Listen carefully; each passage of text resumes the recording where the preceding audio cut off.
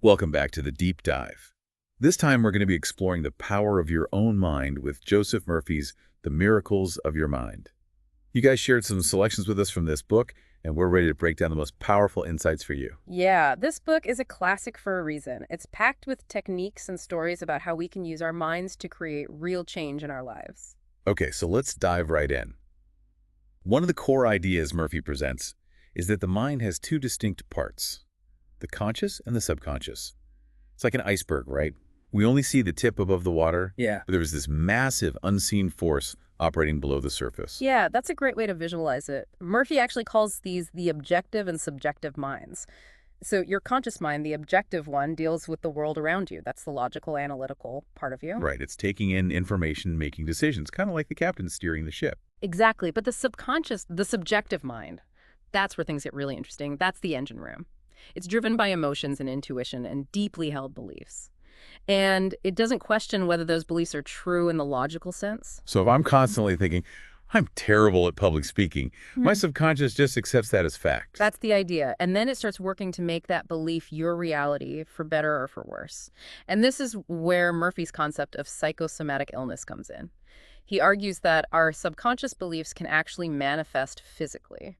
So like that example in the book about the woman who got indigestion every time she ate mushrooms, even though she knew they weren't harmful. Precisely. Her conscious mind understood that mushrooms were safe, but this deep-seated aversion, probably formed in childhood, had taken root in her subconscious. And then it was triggering this physical response. It's a powerful example of how what we believe can impact our health. So it's not just about willpower then. If our subconscious is running the show based on potentially faulty beliefs, how do we even begin to change things? Well, Murphy argues that the subconscious mind is incredibly receptive to suggestion, especially when the conscious mind is relaxed. This is where techniques like affirmations come into play. So by repeating positive statements about ourselves, we can actually reprogram our subconscious mind. That's the idea. But it's not just about mindlessly repeating words. Murphy emphasizes the importance of feeling the emotion behind the affirmation, truly believing it. He suggests techniques like visualizing yourself, living the reality you want to create. So it's like a form of mental rehearsal. Exactly. Yeah. And he also suggests repeating affirmations before sleep when the conscious mind is less active. But what about negative thoughts? If we accidentally give our subconscious negative suggestions, are we doomed? Not at all. Murphy highlights that this power of suggestion works both ways. Just as negative thoughts can manifest as negative experiences, positive thoughts can create positive change. He calls this the law of reversed effort. Okay, this is where I need a little more explanation. Yeah. What exactly does he mean by that? He's saying that when we focus too much on what we don't want, that resistance actually feeds the problem. Imagine trying to force yourself not to think about a pink elephant. What happens? You end up thinking about a pink elephant. Exactly. The same principle applies to things like fears and negative habits. The more we resist, the more power we give them. Murphy suggests that instead of fighting negative thoughts, we should focus on replacing them with positive, empowering ones. So if I catch myself worrying about failing at something, I should immediately shift my focus to visualizing myself succeeding. Exactly. It's about training your mind to focus on the desired outcome rather than dwelling on the potential negative one. Okay, this is starting to make sense. So how do we apply all this to specific areas of our lives? Let's start with health. Murphy seems to suggest that our subconscious beliefs play a huge role in both causing and healing illness. Absolutely. He talks about the placebo effect as evidence of this. People experience real healing because they believe they're receiving a powerful treatment, even if it's just a sugar pill. So belief itself can have a physiological impact. That's what the research suggests. Murphy highlights this idea of faith being a common thread in various healing practices, whether it's traditional medicine, alternative therapies, or even spiritual healing. So it's not about believing in a specific deity, but rather believing in the healing power itself. Exactly. He cites some intriguing research from Redlands University where they experimented with prayer therapy, incorporating prayer alongside conventional treatments. And what did they find? The patients who incorporated prayer showed greater progress in a variety of conditions, from arthritis to speech impediments. It suggests that our beliefs about healing can have a profound impact on our physical well-being. Okay, so let's say someone is dealing with a health challenge. What would Murphy suggest they do? He offers a few techniques. One is what he calls the Nancy School technique, where you choose a positive affirmation, like, "My body is strong and healing," and repeat it like a lullaby, especially before sleep. This helps bypass the conscious mind and directly imprint the desired outcome on the subconscious. That's pretty fascinating. But what about negative self-talk? If someone is constantly thinking, I'm never going to get better, isn't that going to work against them? Absolutely. Murphy is very clear that negative self-talk, especially when it comes to health, is detrimental. He compares it to watering weeds instead of nurturing the flowers you want to grow. So it's about consciously choosing thoughts that support healing rather than hinder it. Precisely. And it's not just about affirmations. He also talks about techniques like visualization, where you vividly imagine yourself healthy and whole. So we're really starting to see the power of the subconscious mind at work here. It's not just some passive part of us, it's actively shaping our reality. Exactly. And the more we understand how it operates, the more we can harness its power to create the lives we want. This is all so insightful. I'm already starting to think about how I can apply these principles in my own life. But we've only just scratched the surface of what Murphy covers in this book. Right. We haven't even touched on how the subconscious mind influences things like habits, wealth relationships, and guidance. There's so much more to unpack here. This deep dive is just getting started. Stay with us as we continue to unlock the miracles of your mind. It's amazing how these principles of the subconscious mind apply not just to health, but to breaking free from negative habits and addictions too. Oh, absolutely. Murphy has like a whole section dedicated to this, specifically looking at alcoholism. It's amazing how he breaks down the subconscious patterns that keep people trapped in these cycles. He talks about the subconscious mind creating these ingrained patterns based on repetition, almost like carving a groove into a record. Okay. And the more you play that groove, the deeper it gets and the harder it becomes to deviate from it. So in the case of alcoholism, each time someone drinks, they're reinforcing that groove in their subconscious. Precisely. And that groove can become so powerful that even when the conscious mind desperately wants to quit, the subconscious just keeps pulling them back into that old pattern. It makes you think about how we often rely on willpower to break bad habits. Yeah. But maybe that's not always the most effective approach. Well, Murphy argues that relying solely on willpower can backfire, especially with addiction. He calls it the law of reversed effort. We talked about that earlier in relation to negative thoughts. So how does that apply to addiction? Well, it's the same idea. When we try to force ourselves to resist something, we're actually giving it more mental energy. It's like that classic example of trying not to think about a pink elephant. Right. The harder you try, the more it dominates your thoughts. So with addiction, the more we focus on not drinking, the more we actually crave it. That's the danger. So Murphy suggests that instead of battling the addiction head-on with willpower, we should focus on cultivating the opposite state of being. So if someone wants to overcome alcoholism, they shouldn't focus on the fact that they can't drink.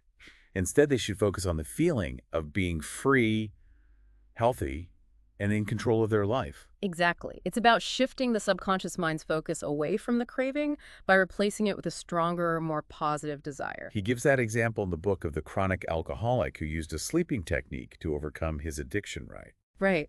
Every night before falling asleep, he would repeat affirmations like, I am completely free from this habit, sobriety, and peace of mind reigns supreme. It's fascinating how he used that state of being right before sleep to make those suggestions to his subconscious. But is this something that only works for addiction, or can it be applied to other habits as well? Murphy believes that this principle applies to any negative pattern we're trying to break, whether it's smoking, overeating, procrastination, whatever it might be. The key is to focus on cultivating the desired state rather than fighting the negative one. So this is empowering. It makes you realize that we have more control over these subconscious patterns than we might think. Absolutely. It's not about being a victim of our habits. We have the power to consciously reprogram our minds. So we've talked about health and habits. Let's shift gears a bit and talk about wealth. Murphy has some really interesting ideas about how our subconscious beliefs influence our financial reality. He does. He argues that many people struggle financially because they have what he calls a poverty-type mind. What does that mean exactly? It means they have these deeply ingrained subconscious beliefs about lack, limitation, and scarcity. They might constantly worry about money, believe that there's never enough to go around, or even feel unworthy of wealth. And these beliefs then become a self-fulfilling prophecy. Precisely. Remember, the subconscious mind doesn't differentiate between what's real and what's imagined. So if we're constantly focusing on lack, that's what we tend to attract into our lives. Okay, so let's say someone recognizes these poverty-type thoughts in themselves. What can they do to shift to a more abundant mindset? Well, Murphy recommends a few things. First, become aware of those limiting beliefs. Once you identify them, you can start to challenge them. Then he suggests using affirmations and visualizations to impress the subconscious mind with the idea of wealth and prosperity. So someone could repeat affirmations like, I'm financially abundant. Yes, but again, he emphasizes feeling the emotion behind the affirmation. It's about embodying the feeling of wealth, rather than just mechanically repeating the words. Visualize yourself living a life of abundance. Feel the joy and freedom that comes with financial security. Truly believe that you're worthy of receiving wealth. It sounds like it's about shifting your entire perception of money and abundance. Exactly. And one interesting point he makes is that he actually cautions against setting specific money goals. Why is that? You'd think having a target would be helpful. Well, he believes that focusing on a specific amount can actually be limiting. It creates a sense of lack. He encourages people to focus on the feeling of abundance in general, trusting that the universe will provide in ways they might not even be able to imagine. So it's about being open to possibilities and not putting limitations on how abundance might flow into your life. Exactly. And he actually tells this great story about a salesman who used affirmations while shaving to reprogram his subconscious for success. While shaving. That seems like a random time. Well, he chose that time because it was a moment in his day when he was relaxed, and his mind was more receptive to suggestion. Interesting. What happened to the salesman? He ended up getting promoted to sales manager within a few months. Wow, that's a great example of how we can use even mundane activities as opportunities to reprogram our minds. But I'm guessing it's not all about affirmations and visualizations. There must be other things we can do to cultivate a wealth consciousness. Well, Murphy's a big advocate for gratitude. He believes that feeling grateful for what we already have opens us up to receiving even more abundance. It's not about greedily wanting more, but rather appreciating what we have and trusting that more will come. So it's about shifting from a scarcity mindset to an abundance mindset. Exactly. And there are a couple of emotions that he specifically cautions against when it comes to attracting wealth, envy, and criticism. Why those two in particular? Well, he sees envy as a particularly toxic emotion because when we envy someone else's wealth, we're focusing on what we don't have, which only reinforces those feelings of lack. So instead of envying those who are wealthy, we should celebrate their success. Exactly. He suggests that when you see someone prospering, say to yourself, that's wonderful. I rejoice in their success. I wish for them even greater wealth. That's a powerful shift in perspective. And when it comes to criticism, he argues that criticizing those who are wealthy is like pushing away the very thing we desire. We're associating wealth with negativity, which then creates a subconscious resistance to it. So it's about reframing our beliefs about wealth and seeing it as a positive force rather than something to be resented or feared. Precisely. It's about aligning our thoughts and feelings with what we want to attract into our lives. This is all so insightful. It really challenges you to think about the underlying beliefs that might be shaping your financial reality. Absolutely. And remember, the power of the subconscious mind extends far beyond just health habits and wealth. It influences every area of our lives, including our relationships. Right. Murphy has a whole section on how to apply the subconscious mind to marital problems. What are some of the key takeaways there? Well, he starts by saying that attracting the right partner begins with impressing the subconscious mind with the qualities you desire in a partner. So you need to embody the traits you're looking for in someone else. That's the idea. He also talks about the importance of releasing any negative beliefs about relationships that you might be holding on to. Things like all men cheat or I'm not worthy of love. Exactly. Those kinds of beliefs will only sabotage your efforts to find a healthy, fulfilling relationship. He suggests using affirmations to reprogram the subconscious mind with positive beliefs about love, right? Yes. But it's not just about repeating phrases. He stresses the importance of feeling the emotions associated with those affirmations, truly embodying the love and joy you want to experience. So if you want to attract a loving and supportive partner, you need to cultivate those feelings of love and support within yourself first. Precisely. He also cautions against seeking marriage for security or other external reasons, arguing that true security comes from within, from understanding and utilizing the power of your own mind. It's about finding that sense of wholeness and security within yourself rather than depending on someone else to provide it for you. Exactly. And he emphasizes the importance of honesty, sincerity, and shared values as the foundation for a lasting, fulfilling relationship. Because without those things, even the most passionate relationships can crumble. Precisely. He also talks about the damaging effects of negativity, resentment, and holding grudges. Those emotions create a toxic environment that can erode even the strongest bonds. So it's about choosing forgiveness and understanding over anger and resentment. Exactly. Huh. He actually shares a story of a woman who was able to restore harmony in her marriage by shifting her focus away from her husband's negative behavior. How does she do that? Instead of trying to change him, she focused on cultivating peace and love within herself. And as she did so, his behavior began to change as well. Wow, that's a powerful example of how our inner state can influence our outer world. Absolutely. It reminds us that we have far more control over our relationships than we often realize. It's about taking responsibility for our own happiness and well-being, rather than trying to control our partner. Precisely. And this idea of taking responsibility for our own mental and emotional state is key to understanding the next area. Murphy explores the subconscious mind's role in providing guidance and intuition. Okay, this is fascinating. He claims that the subconscious can be a powerful source of inner wisdom. That's right. He believes that when we quiet our conscious minds and tune into our subconscious, we can access a wellspring of intuitive guidance. So it's about learning to trust our gut feeling. Exactly. He shares stories of people who received solutions to problems while shaving or even in their dreams. We talked about that earlier with the salesman and the chronic alcoholic. It seems like those are the times when our conscious minds are relaxed enough for the subconscious to break through. Precisely. He also discusses the law of action and reaction as it applies to the mind. What does he mean by that? He's saying that our thoughts and beliefs create a corresponding reaction in our lives. So if we're constantly thinking negative thoughts, we're more likely to attract negative experiences. But if we focus on positive constructive thoughts, we attract positive experiences.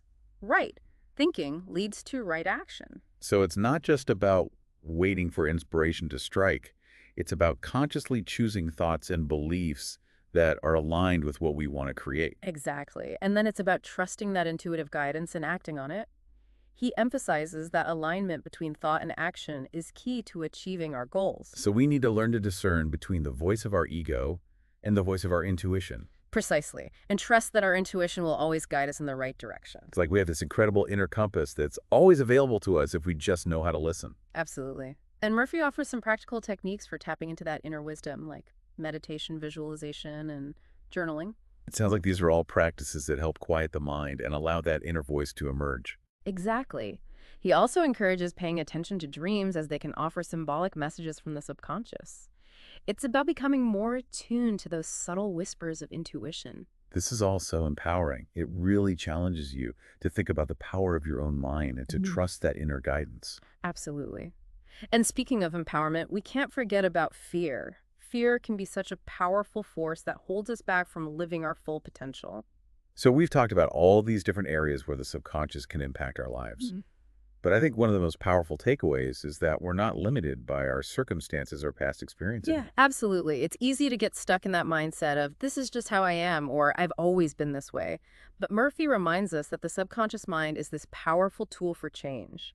And by understanding how it works, we can rewire our brains for success. So it's not about denying our past, but rather realizing that we have the power to create a new future. Exactly. And I think one of the keys to unlocking that power is cultivating a deep sense of self-belief. Because if you don't believe in yourself, it's hard to imagine that anything is possible. Exactly. Our subconscious minds will only manifest what we truly believe to be true. So if we want to create lasting change, we need to start by changing our beliefs about ourselves. But how do we actually do that? Well, in addition to the techniques we've already discussed, like affirmations and visualization, Murphy also talks about the importance of surrounding ourselves with positive influences. So like spending time with people who support our goals and dreams, reading inspiring books, listening to uplifting music, that sort of thing. Exactly. It's about creating an environment that nourishes our minds and souls. Because our environment has a huge impact on our thoughts and beliefs. Absolutely. If you're constantly surrounded by negativity and doubt, it's hard to maintain a positive mindset. So it's about consciously choosing to create an environment that supports your growth and well-being. Makes sense. What else? Cultivating gratitude is another key. Murphy suggests that when we focus on what we're grateful for, we shift our energy from lack to abundance.